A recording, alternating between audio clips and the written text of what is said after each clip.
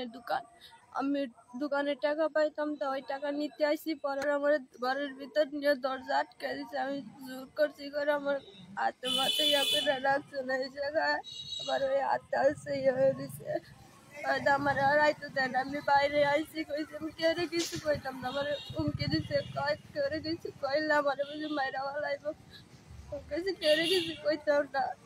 ওই জায়গা তো না বাইরে আইসি, বাইরে আয়া ওই জায়গায় টেলার ওই পাশে রুম লইয়া বুঝি থাই। আমি গেটের সামনে গেছি, পরে ঘরের টেকা কইয়া ঘরে নিয়ে গেছে। নিয়ে যায় আমার লাগে এরকম করছে, আমার দরজা আটকে দিচ্ছে, আমার লাগে জোর জবরদস্তি করে করছে। আমি 600 টাকা পাইতাম, 2 দিনের বেতন পাইতাম, তাই আমি আনতে গেছিলাম।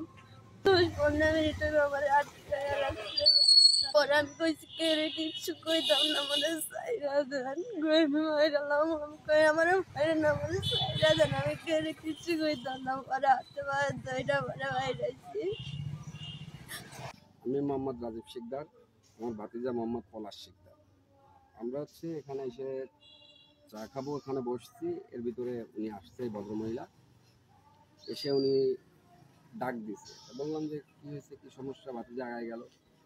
পরে বললো যে ওনার গিয়ে ওই বিচার চাই। তাই বললাম কিসের বিচার?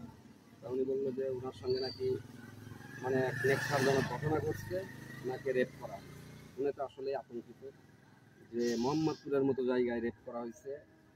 পরে ওনার কাছে শুনলাম আপনি কি সত্য কথা বলতেছেন নাকি। তবে দেখলাম উনি কান্না করতেছে, বললো সত্য কথা, ওনার হাতে দাগ আছে, সেগুলাও দেখালো। উনি নাকি এখানে যে হারুন নামের কে ব্যবসা করে হোটেলে, তার ওখানে উনি কাজ করতেন না।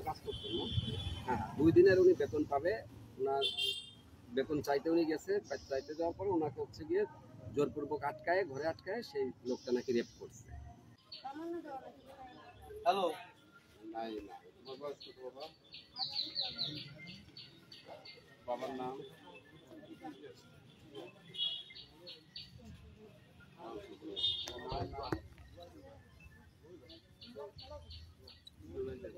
সে বলা পরে যাও, যাও, যাও, যাও, যাও, যাও, যাও, যাও, যাও, যাও, যাও, যাও, যাও, যাও, যাও,